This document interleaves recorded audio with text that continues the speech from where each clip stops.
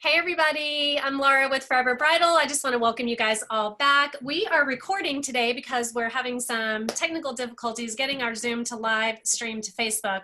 So we're going to bring this to you via a recording, but if you have any questions or comments, please make sure you put those in the comments and we'll be sure to answer those and get back to you. This is going to be a fun one. I'm really excited to talk about this today. We just put up a new blog on our website talking about a couple that decided to go through with their wedding during the pandemic. So we're here with Elaine and Cam. They had a wedding scheduled in March and they had a lot of choices to face, a lot of difficult decisions, and ultimately they decided that love wins and they went ahead and went through with their wedding, although it was a lot different than what they originally planned. So we're gonna chat with them a little bit today and get them to tell us about their experience. So I want to introduce Elaine and Cam, and I'm gonna let Camelia, who's our resident social media rock star, kind of take over the Q&A and bring this couple's story to everybody on Facebook. So, hey Camelia, thanks for being here. I'm sorry we can't actually be live, but take it away and let us introduce Elaine and Cam. Yeah, thank you guys for being here. We appreciate you sharing your story with us. I think it's something that will be very beneficial to other couples who are currently in the same situation that you have been, especially with this pandemic. We don't know when it will end and we don't know what the future looks like for weddings at the moment. So hopefully we can share your story and you can help encourage other couples who are going through the same thing. So first, I want you both to introduce yourselves and just give us a little background about yourselves.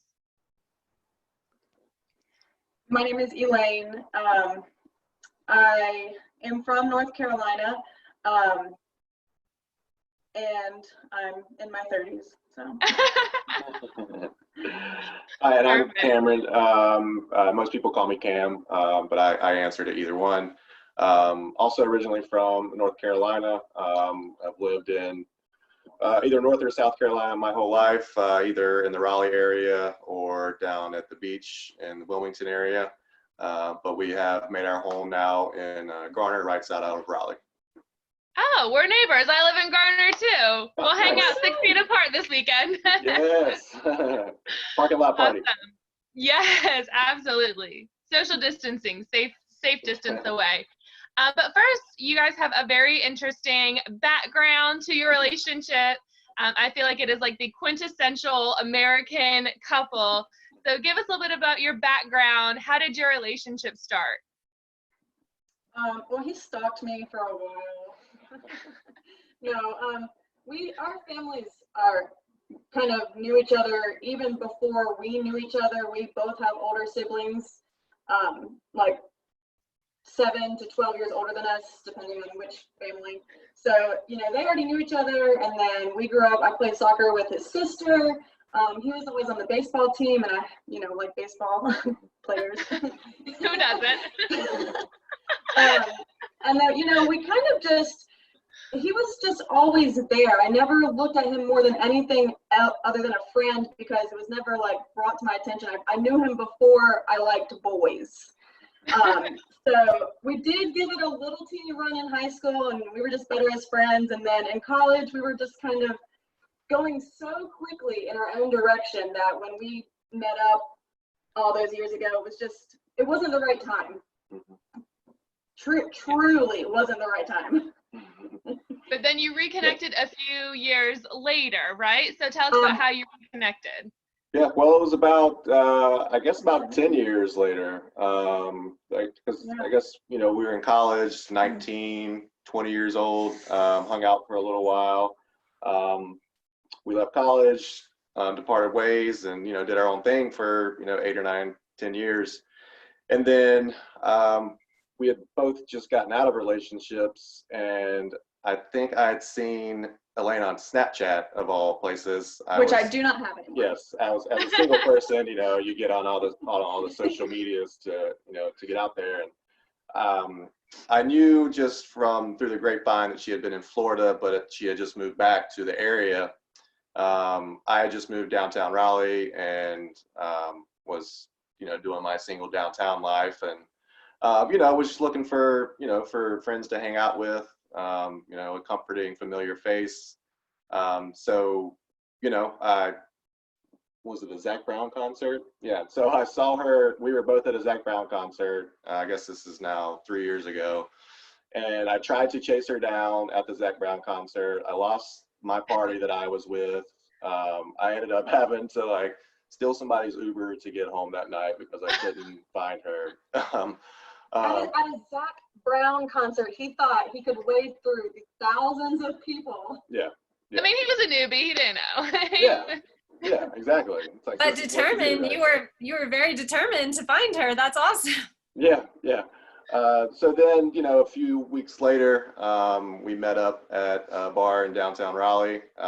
I thought it was a date. She thought we were just hanging out. She had just come straight from working out. And I was, you know, dressed up for a date. So it was, He did look good. When I first saw him, I just knew. I was just like, how did this guy from high school not gain 50 pounds? You know what I mean? No, I'm just kidding. No, when I saw him, I was just like, I mean, I remember the thought that went through my head. I was like, well, that's not the boy I remember. So when you saw each other again, all those years later, you just knew. You just felt that you had both found the one. Yeah, I think, yeah. I mean, it was, you know, we still had that same chemistry that we always had as friends. But, you know, as she alluded to, as, you know, adults that had been through, you know, trials and tribulations, you know, we I think both have been through, you know, good and bad relationships. And I think the spark was there that, you know, everybody kind of dreams of and wants. And it didn't take long for us to, you know, to make it official. And, you know, it really didn't take long at all. You know, the first few weeks we talked about what we wanted in life, and they really matched up perfectly. And I can truly say that 3 years later, our ideals and what we want in life are still very much in uniform, or what's the word I'm looking for? Unison. He completes your sentences, just like he completes your heart. I love it. I love it. I would say he's the smarter one, but I can't let his head get too much bigger. I feel you, girl. I feel you. So now that we know a little bit about your background, let's hear about the proposal story. You guys have a very sweet proposal story that was tailored just to you. So let's hear about this proposal. We talked a little bit about marriage. Neither of us really were very concerned with it. It was something that we could have or not, you know, the love was there, so we weren't really concerned. But he asked my dad for my hand months before, so unbeknownst to me, my entire family was on edge. Yeah, I went to her family reunion beach week and met her entire extended family for July. The weekend after? The weekend after July 4th, yeah. Mm-hmm. We had done my beach week with my family, and then went straight to the beach with her family. So it was a good 2 weeks of beach for us. So it was July when I asked her dad down at the beach. And then in November. In November. Yeah, November. Yeah, because our 1 year anniversary of, you know, being an official couple was in November. And I had known for a while that, you know, I wanted to marry her. And, you know, the 1 year anniversary just kind of seemed like the right time. And as she said, we talked about it, so it was on the table, and she had always said she didn't want a big hoo-ha, you know. We both really love baseball, and that year we had season tickets to the Durham Bulls, and I would see these people getting engaged there, and I was like, I just don't want that. Like, I would be bright red. So I just wanted something low key, and he really hit the nail on the head. I mean, I told you I worked on a farm, so I was coming home from the farm. I had like all my farm gear. It was November, but it was pretty warm, so I was kind of sweaty. I had like a hat. It just looked gross. I had for some reason I had multiple bags in my hands, and I remember this so vividly because he opened the door, but only the dog came out, which is not normal. So I was very confused, and then I opened the door, and he was like right there. I think I saw you get down maybe. But the entire room was just full of rose petals, roses, and candles. He had champagne on ice waiting for us. I guess he assumed I would say yes. Thought I was gonna drink anyway. So. To that. But yeah, once I picked my jaw off the ground, I said yes. Oh. Yes, I lit more candles than I've ever wanted to in my life that day. Yeah. That probably took a very long time to do that too. Yeah, it was a little tiny tea candles, you know, it's so tedious. But you know, I put them on all the shelves and all the tables, and you know, I guess I didn't realize how long it takes to like depetal flowers to fill up a whole room. Oh yeah. Yeah. There were a lot. So this sounds like a combination of like a Blake Shelton country song and a Drunk on a Plane, if you're gonna drink, if she didn't say yes. I'm kind of sensing a country theme here. Well, yeah, and that also kind of fits in with the venue that y'all had chosen. So kind of leading into the next, so what was the date of the proposal? You said it was November of? 28th. November 28th of 2018. And then you decided, you found your venue, right? Which is Cedar Grove Farm. Is it Cedar Grove Farm? Cedar Grove Acres, yeah. Okay, yeah, Cedar Grove Acres, excuse me. Which goes with that whole country theme. And your wedding date was set for May 2nd, 2020, correct? Right. So you did about a year and a half engagement. 18 months, yes. Okay. I thought it would stretch out and, you know, eliminate a lot of stress, but really it just made it longer. I had a very long engagement myself, and it gives you a lot of time to make decisions. So you have a lot of time to second guess yourself, which is yeah. But we were kind of forced because I have a really close group of friends that I've been friends with a long time, and none of us are married. And then all of a sudden, in 2018, like all 5 of my like best friends all got engaged. Y'all just all started. We were the last couple, so we had to like delay because we wouldn't have waited that long if we had our choice, but we didn't want to interfere with everybody else's time to shine. So you know, we put it off until after everyone else got married. And when we were kind of not forced, I wouldn't say, but you know, we chose to have a spring wedding. I was just kind of all on board. Like, it's just, you think of North Carolina, you think of a fall wedding because the weather is perfect and there's not a lot of chances you have to take. But you get really used to those colors. So when I realized we were having a spring wedding, that was really awesome feeling. Like, oh, I get to use pink. Nice. So, okay, so we have a little bit of your background. Now I want to really kind of dive in there. So the pandemic, this whole virus kind of started back in January overseas. It didn't really start hitting here in the US until maybe like early March. So talk to me a little bit about the first time you really kind of heard about this virus and what your thoughts were when you realized, hey, this might, before anything was actually called, this might affect our wedding. Talk to me a little bit about that feeling. So we had a wedding venue, actually our final wedding venue visit, the weekend before the governor decided to shut it down. Mm-hmm. So our wedding venue lady was Paula, who by the way is awesome. I highly recommend Cedar Grove Acres. It's gorgeous.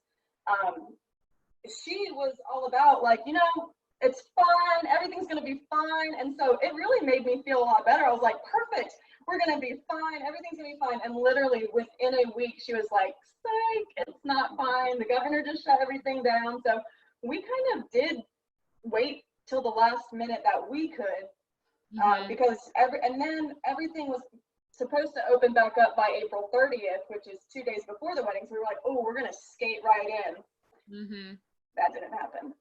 Yeah, and I think about, you know, early March, you know, is when it started really to kind of set in. Like my bachelor party was the second week of March. Were y'all able to have your events, your bachelorette and bachelor parties? Were you able to hold those? Yeah, because mine was, it was as the shutdowns were starting. Like New York had just gotten, really shut down. And Most things were open still. but most things were still open, and I had to talk with my guys, we can push it off, like we don't have to go, but nothing at the time was really set in stone as far as shutdown. So we went 4 days? 4 days in Vegas. Within 4 days, everything shut down. Yeah, and by the time my flights were full on the way there and on the way back. I was like the only person on the plane back. I got back to RDU and it was a ghost town. Like it was very surreal because we had just come, I just come from Vegas where it was, Vegas. it was party, it's a party Right. town, and even, but it was St. Patrick's weekend, it was supposed to be NCAA tournament stuff. Oh yeah, and all that got canceled. So all that got canceled. They literally, like my birthday is St. Patrick's Day. So we were gonna like do the, Vegas St. Patrick's stuff, and they actually still put it on, but we didn't even go to it because we were in Vegas and we were like, yeah, watching the news, as it's, evolving around the country. And we decided to basically just stay in the hotel room the last day we were there. And then, got back and it was just, back to reality, which was different. Quarantine. Which was a quarantine reality, yeah. So as far as you were concerned, you were going to move forward with the wedding as planned. Were you going to make any adjustments to the wedding guest list to try to accommodate, or was this all really kind of before we had that information? And you said it was the venue that ultimately said, hey, we're going to postpone until... Yeah, so we didn't even have that option. It went from 200 people to not being able to have it at all. We had prepared a 50-person list, but we really didn't want that, of course. Right. I mean, but we had it prepared.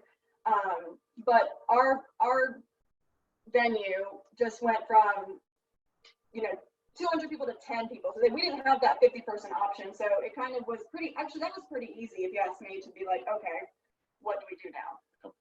So were you guys working with a wedding planner during this process, or were you planning the wedding entirely yourselves? You were the wedding planner. Okay. I'm a professional planner. Okay, perfect. So as far as rescheduling, did the venue just say, hey, these are the dates we have available? Yes. Your first pick? Is that how that worked? I did get my first pick, but we had 5 dates, I think, that we got to pick from. I think we picked almost the latest one. There were some in June and July, but those are, at the time, in March, we were like, no, everyone's going to be at the beach. Mm-hmm. So it was like either August 8th or August 28th, and August 28th is getting a little close to hurricane season, so we were like, and August 8th is 4 days after my birthday, so I thought we could just make it a big fun week. Yeah, and you have an easy date to remember, 8/8. Exactly, Yeah. exactly. Eight's my favorite number, so it's always my jersey number. So I was like, yeah, I love it.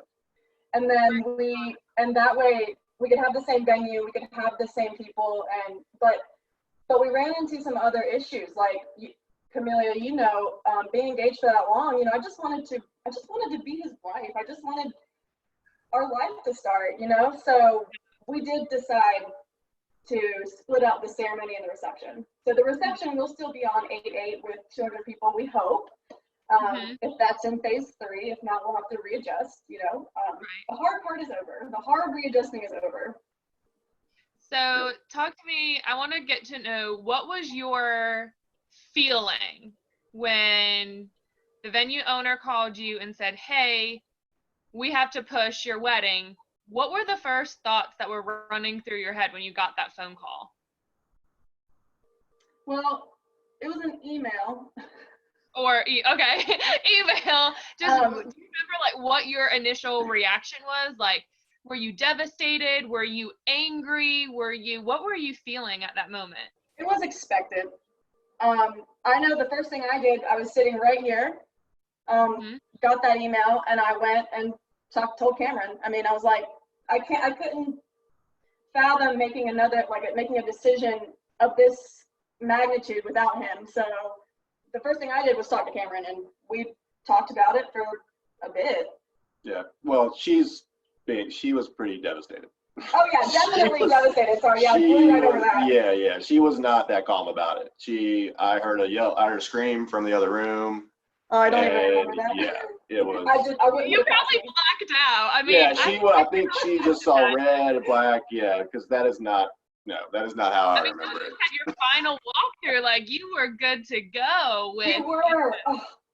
A month and a half left. I remember, before my wedding, probably a month before, contemplating, is it worth it? Can I just run to the courthouse right now, and get it over with? So I definitely understand, your feeling with moving forward. So talk to me a little bit about this process. You got the email from the venue, you picked your new date. What were your next steps that you took? Did you call your other vendors to postpone? Did you decide, okay, we're doing the ceremony, so let's get that settled first? How did you handle this process? I love our DJ. He has become honestly like a friendship. So I called our DJ literally and he was even at the walkthrough. Like my parents love him. He's great. Jonathan. So he was the first person I called, and he said he had a birthday party that day, but then called me back an hour later, said that just got canceled. So, and then the photographer, Jordan, who again, I love my vendors. So we just got really lucky with really awesome vendors. And we also kind of got lucky that August 8th is not in wedding season. So moving, if we decided to do a September or November wedding, they probably would be booked. But both of them were free. We immediately booked that. It took a while for me to rebook the caterer because they were closed. They weren't answering emails. But I rebooked that. We have all the same vendors. That's fantastic. I know, we're so lucky. You're right. We were kind of talking about this previously, with fall being such a big wedding season. If you are moving to that September, October, November, there already are so many weddings booked at that time. You might not be able to book everyone. So the fact that you were able to get everyone to move was fantastic. And I'm sure they worked with you as far as, payments and everything like that. Like, did you guys have to pay anything extra for? Most of them were already paid off. Okay, perfect. So you didn't have to worry about that. They just moved the date over. Were you able to, I don't know what 8/8 is. Is that also a Saturday? Were you able to keep that Saturday? Yes. Okay, good. I know a lot of people have had to kind of compromise moving to either Friday, Sunday, maybe during the week. So you guys have been very fortunate through this whole situation. So you moved all of your vendors over. Now, were you kind of just in crisis mode of let's get this taken care of? And then did you take a step back and say, well, why don't we still hold our ceremony on May 2nd? Talk to me a little bit about how you came to that decision. Yeah, she definitely wanted to still do it. I will say I was a little more cautious about doing it, just because, we've got families with, older people and kids, and we had, my brother-in-law's best friend passed away from COVID, in March. So it was still very fresh on, everyone's minds. My sister's a nurse, her sister and brother-in-law are essential employees, all this stuff to think about. And we had done so well quarantining, I had barely left the house in, 10 weeks or something like that, something crazy. She was the one going out, doing all the errands and stuff. So, I felt confident about, about our quarantining and the people closest to us that weren't essential, but then you still have, that worry that maybe they're asymptomatic, and, it was worrisome, we ended up doing it, at her parents' house, and her parents were really worried about it. So there was definitely a lot of prep work that went into making sure that the ceremony we did have, all of the safety measures were in place to make everyone that was there feel comfortable about coming. We eliminated the most, what was the word you used? Not tragic, but the hardest part for me was when we had to eliminate our nieces and nephews. There was a lot of crying. And then on top of that, and I know she won't see this, but there were some people in my family making me feel bad about not letting the children come.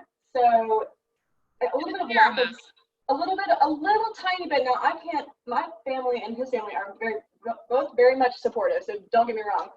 But there was a little bit of lack of support on that part. But I mean, we're so close to our families, and we both have big families. We have 11 nieces and nephews. Mm-hmm. One of my nieces, very large family. I know Laura can relate to that. Yeah, well, that was my sister's worries were, the girls, How do you our explain nieces that? were just looking so forward to being a part of a wedding and, doing their part and getting dressed up and having the whole pageantry of it all. And so their immediate concern was that, the girls are going to miss out on this. Even though we had said that we were still going to do something in August, I think their initial thought was that we were just going to have a big party and, we're just going to show up and party. And so they were pretty disappointed. So I did have to reassure them. And honestly, that was our first thought was we'll just have a party. We're going to be married. So we'll just have everybody come out and party. But then as we talked through it with everyone, we realized that, that is important to them, as well. And so are you going to now have some, not necessarily a full-on wedding ceremony, but some special event at the reception kind of resembling the wedding ceremony, maybe saying your vows and having some sort of resemblance at the reception? Yeah. It's still in the works as to how we want to work that. I do still want to see all my nieces and nephews walk down the aisle. I think that's really cute. We were already married, so it's going to be more of an ode to our wedding, less of an actual wedding ceremony, clearly, because we're already married. But like you said, I mean, just the ambiance of a wedding environment is really what we want. We don't want any longer, like we did. We don't want people just showing up to party. I mean, a lot of people do want that, but we're here for a reason. Dropped a lot of money on that venue, might as well make it. Well, I love that, the safety of your guests was a big concern. I think that's very important to put it out there that you guys weren't, being selfish in moving forward with your ceremony. I'm sure as you're telling people, I'm sure you got some reactions of people saying that you're just being selfish. I know I've heard other couples that have decided to move forward with certain things that they're just being selfish. But I like that you guys had everyone's safety in mind and use that in making the decisions of who is going to come to this, small gathering that you had as your ceremony. So talk to us a little bit about what were some of the safety precautions that you guys put in place to keep all of your guests safe during your ceremony. I think that's kind of like a silver lining because, even though this is nothing like what we wanted, of course, we're here now, we love each other, it's fine. But I think that's the coolest part is we took our napkins that we already had for the wedding, which were purple satin, and I transformed them into face masks. Oh, cute. But I did ask, so the only people that came to that wedding were our siblings, their spouses, if they could get away. Some of them had to watch the kids, clearly, and our parents. And then we had two, and I extended it to like siblings, parents, and bridal party, but my entire bridal party is our sisters, so they were already there. But his bridal wedding, the bridal party, his best man, which has been 3 different people because of all this, was there. And then we have a really close friend that it will be, if things work out with COVID, who should be in August halfway across the world because he's a skipper. So with that being said, like we were like, no, please come to this wedding. He was part of his groomsmen, so we were like, we don't want you to miss both. Yeah. So we did go more than 10 people. We had 15 people, but we had all those purple face masks. He used to work in the medical industry, so we had purple gloves. And if you didn't want gloves, my mom had prepared like a bunch of hand sanitizer. Yeah, So we didn't let anybody inside. no one went inside. It was all outside. They had set up the seating so that each Social distancing. each social distance seating, so everyone was away from each other. Even when we were standing up there at the altar, everybody was spaced out. They were really. Yeah. That was more than 6 feet. Yeah. Did you guys do any video footage to some of the wedding guests that couldn't be there for the ceremony? Did you guys incorporate that at all? Yep, we did a Zoom and a Facebook Live. Awesome. So how many people were able to join on those platforms? That's a good question. A lot. Yeah. Yeah, we had the computer set up right behind. Her brother was our officiant, so we had the computer set up right behind him. So like as I was standing up there waiting for her, I was like chatting with everyone on the computer, and they were able to hear everything really well. So that was good. I think everybody enjoyed it. Yeah, that's nice. You're able to, share this important day with the people who really truly do mean the most to you right there, surrounded by those people. Weddings, of course, everyone there, but sometimes they are a little bit, I don't know what the word I'm looking for is. I don't want to say important, but there's people there that are further removed. Friends of your parents, and like you don't really know them. So to have the really close knit people there, that was really cool. That was really cool because so many people joined that, weren't necessarily invited to the wedding originally because they just like you said, like friends of the family from when we were children, So I think that was really cool to see some people that I wouldn't have expected to even tune in. Mm-hmm.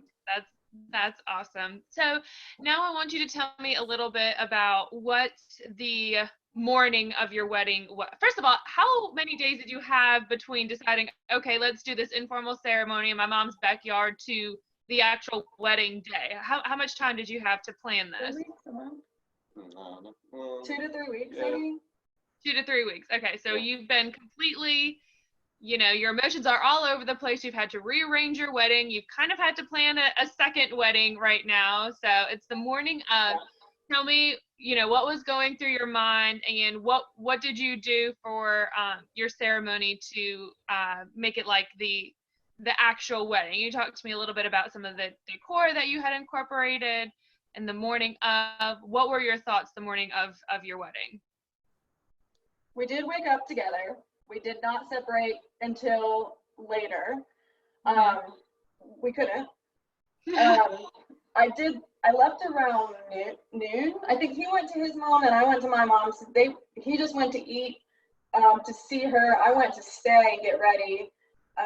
And then he had some people that were coming to the wedding. So like my brother and his 2 groomsmen come over here and kind of help him out, which I thought was like really endearing because like just the way that they made him feel special on such a small day, that really like made my heart grow like a couple sizes. I was really happy about that. It was a really nice day. So we ended up grilling out on the back porch, grilling out, having a few beers and, hanging out.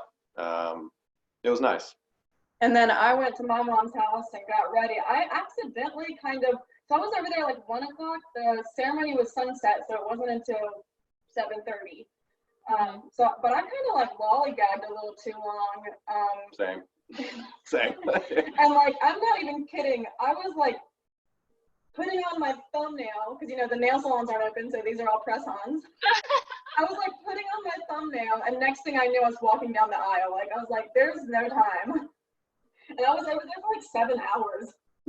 Yeah, but her mom had done so much. Like if you look at the pictures, her mom had did this archway. They totally surprised us. She put down like a runner for her to walk down. That we didn't know about. Yeah, but she had made it really nice, and they've got a nice backyard. It's on a golf course, so it was a nice setting. And James, my little brother, it was his first time officiating anything. My older brothers both my brothers now officiate things, but my little brother who did ours, it was his first time, so he was like, "Can we still have a rehearsal?" So the 3 of us, me, Cameron, and James went over there Friday night. Before, and there was nothing in the yard. So when I came over on Saturday and saw all the chairs set up and this, what do you call that? arch, this beautiful arch with all these flower pots. I mean, my mom was out there in like curlers and slippers cutting flowers for them because, you know, like they're fresh, they're perfect, and they're in season. It was so heartwarming to see that we were, you know, we know we're supported, but it's always nice to see that. Yeah, and it's funny, like she said, we went over there Friday night and to rehearse, and like I swear, like every motorcycle in Raleigh drove by while we were doing the rehearsal, and you know, there's like construction going on, and it's because it's beside a busy street, but there's a big wooden fence, so you can't see anything. That kind of makes it echo a little bit. Yeah, so that was a little concerning, but then you know the actual event went off. I don't know if I could just not hear anything because I was in the zone. I don't remember a word her brother said. We weren't listening at all. I hope he doesn't watch this. I can tell you that's probably you because I said the same thing about my ceremony that was outside, and I was like, yeah, I was so surprised. I didn't hear any trucks, and so I was like, oh no, there was a semi that went through. We heard it, but you must not have. So there probably was traffic, but when you're in the moment, you don't notice it at all. So that morning, did you guys wake up and obviously it was nothing like what you had planned? Did you feel like it was your wedding day, or what did it feel like that day, or I think right after the mimosas? Informal ceremony, yeah. It didn't for me. It was so like, you know, even like the week leading up to it, you know, because all of the things that we would have done traditionally had to be canceled. There was no rehearsal dinner. That was weird. You know, we had to cancel a couple of showers for her and some of the things that I would have done. So I think the build up to it wasn't there. So then we woke up that morning and we were excited, you know, but I don't think there was the jitters or the nervousness that I was expecting. Because, you know, if it would have been what we had planned, like we would have been out at the venue, like doing stuff all day because we had the venue for the whole weekend. So like we would have been out there Friday for the rehearsal dinner with everybody and getting stuff ready, and then out there early the next morning, you know, doing all the things we needed to do. And I wouldn't have seen him. Yeah, so it was just another morning. Yeah, it was just another morning until until she left, you know, and then she left, and I was home alone, and I was like, I gotta get some people here. I was like, you guys gotta come over. And I was like, this, you know, I need some pump up. Like, let's go. So I didn't realize I'm in the same boat. I mean, it really didn't get serious feeling until I like didn't like my hair. I was like, oh my God, I'm about to get married. Oh my God, I'm about to get married. And did it hit you like when you put on your dress and when you saw yourself? When did that moment hit you of oh snap, we're actually doing this? The putting on the dress was immediately before I walked down the aisle. So I was like putting on the dress, I put my last thumbnail on, and then I was out. And again, my mom can tell this story a little bit better because she's obsessed with my photographer. I remember she was like, Jordan, my photographer, was like, are you ready to walk down the aisle? I was like, no, can I get a minute? And Jordan was like, no. I was like, okay, my mom was like, that broke her up. She was laughing her butt off. But my dad wasn't supposed to see me until I walked out the front door, and I looked, and he was like standing behind me. And I didn't even notice him at first, and I was like talking to him. I was like, wait, Dad, what are you doing? So even the first look kind of anticipation and everything, that was also kind of lost a little bit in the whole informalness of it all. So, you know, it was just, I don't even think I made eye contact with you right away because it was all just kind of happening really so fast. And then I was like a quarter down the aisle and I was like, what in the world is going on? What are we doing? Yeah. I don't think until, I mean, like I said, we did lollygag a little bit. I think, you know, I looked at the clock and I was like, because we had a time to where, that's right. Like there was no like getting there an hour early and having cocktails and appetizers, you know, it was, you know, the wedding was at 7:30. I got there at 6:50, you know, so yeah. It was like 7:15, but okay. Yeah, but because we were hanging out, at the house, and then it's like, oh man, I gotta get ready. It's like it's time to go, and then I think I had a couple of guys here with me, and we were all getting ready together, and that's that's kind of when it sunk in. So you guys are officially married right now, but you still have not had the big party. So I mean, how do you feel? Do you feel like you are fully married? Do you feel like you're kind of incomplete until you have that reception, and then you'll feel like, okay, now we've had our wedding? Where are you right now with how you feel about everything? I've felt married for months now.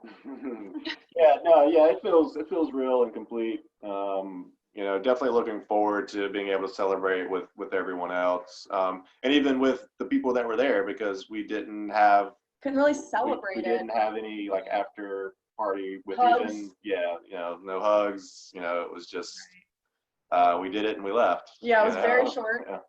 It was supposed to be an hour. I think we lengthened it to about an hour and 45 minutes because we were having a good time, and everyone did eventually feel safe and secure. So that was really good. But I agree. I'm totally looking forward to our extended family being there and seeing us and celebrating our love, because we celebrate it all the time. But we've lived together for a while now, so I already feel so close and so married to him. And like we said earlier, marriage wasn't even a thing that we knew we had to have.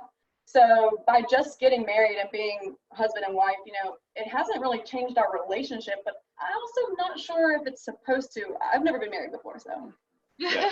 And I've never worn a piece of jewelry in my life, so I'm like, This has been a claustrophobic issue for him the past week or two. Yeah. Just give it another week or two, and then it'll just be a part of you. It'll just Exactly. then you'll feel weird without it.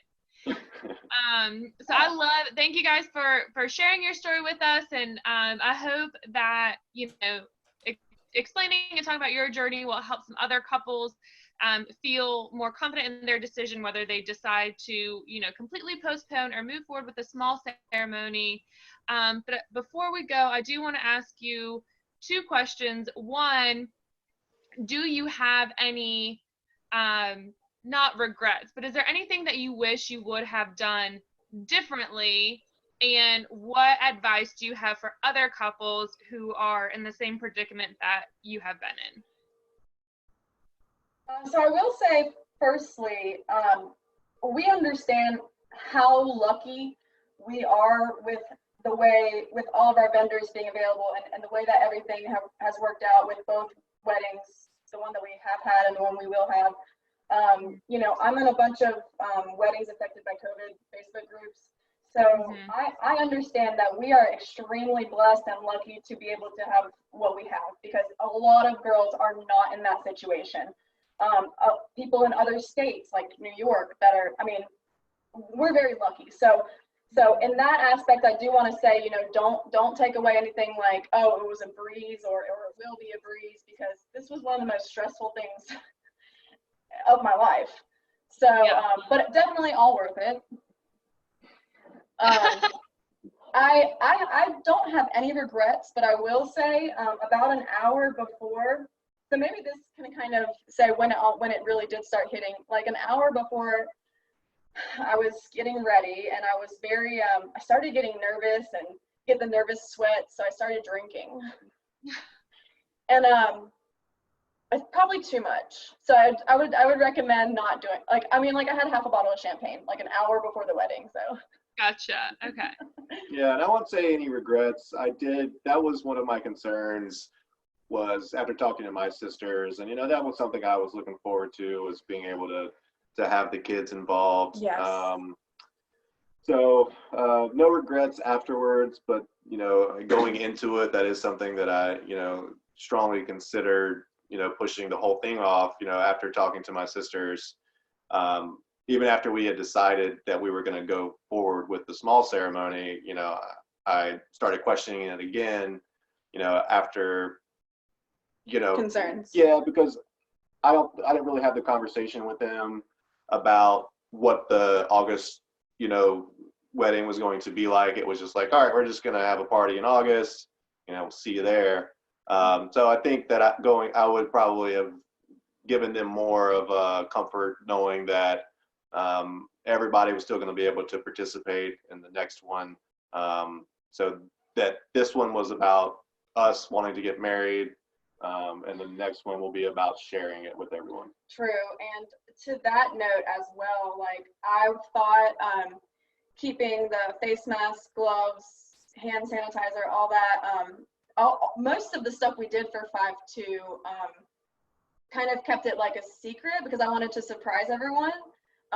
Don't do that. If you're having a COVID wedding, let everyone know what precautions you're taking because, you know, and definitely be very open, which, you know, all these things that surround a wedding, a normal wedding, you're like, oh, everyone's going to be so surprised when we do this and do this and do this. Well, I was going in with that mindset and that almost ruined us because nobody knew that we were taking these precautions and the communication level was not great. And we take blame for that because we were going in with the same wedding mindset that without Corona. Yeah. But when we finally told everyone our plans for the safety measures, our plans for integrating a ceremony into the reception in August, you know, everyone really came full circle back on board, you know, but there were a few really hard, at least a week or two really hard days where it was just like, what do we do what we've planned? Do we go through with this? What do we do if we don't?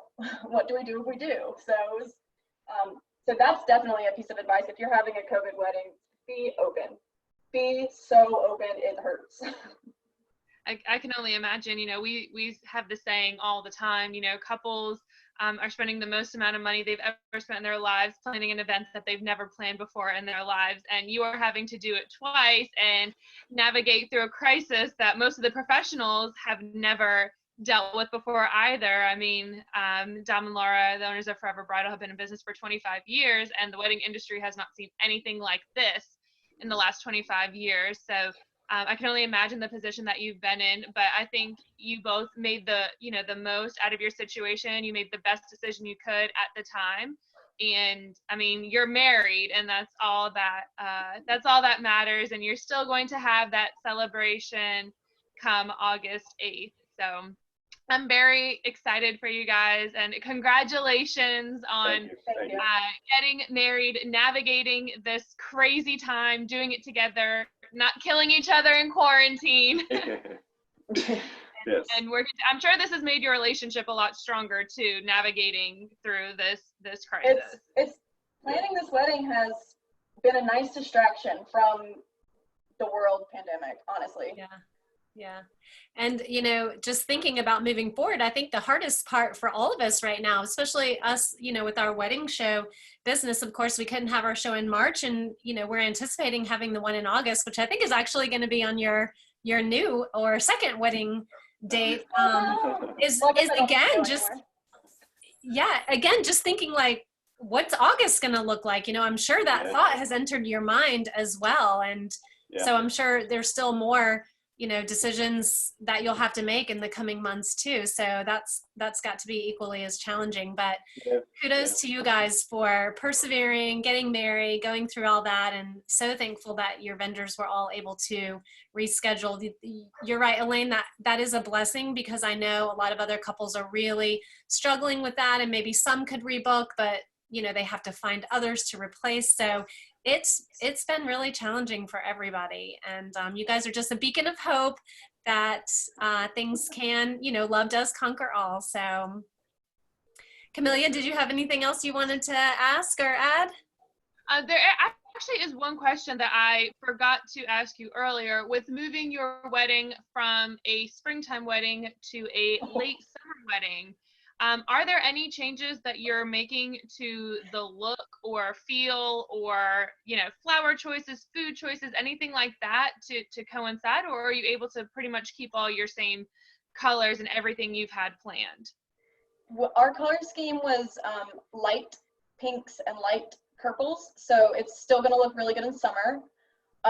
Thankful for that. Our food theme was always just North Carolina barbecue, so that's still going to be fine in summer. The biggest thing is the men in the dark suits, which just for heat. We'll be fine. They'll be fine, but my dress is like 20 pounds and long sleeve. So I'm gonna wear that for photos before before most people get there. Our bridal party will be there and our families will be there, and we're gonna take photos while the sun is still out and before the party starts, and then we'll have our little ode to the ceremony, which again, if anyone's watching this, send me recommendations. We're still kind of deciding on how we're gonna represent that. But then once the party really starts, I am changing. So I will have 2 dresses. For photos and the ode to the ceremony, and then right after that, you're going to change. So you'll be in it for just a few hours, so you can make it. Yeah, but the best part is you almost get two events for the price of one in a way. I mean, thank God. You have to look at the silver lining and, you know, make something positive out of something. So I think this sounds kind of fun. You get a little bit of 2 different events. It doesn't look like you guys are, but I'm very much suffering from quarantine hair. So I'm very excited to redo some of those photos. Just think of all the stories that you'll have to tell, you know, remind your friends about and tell your kids in the future. Way in the future. I don't want to talk about it for a while. Yeah, it's like nothing we've ever seen. So I mean, we're just on the fly with all of these stories and Facebook Lives that we're doing and interviewing you guys. So yeah, we're making history here and we don't even know it. Yeah, I was gonna say a history-making wedding for sure right now.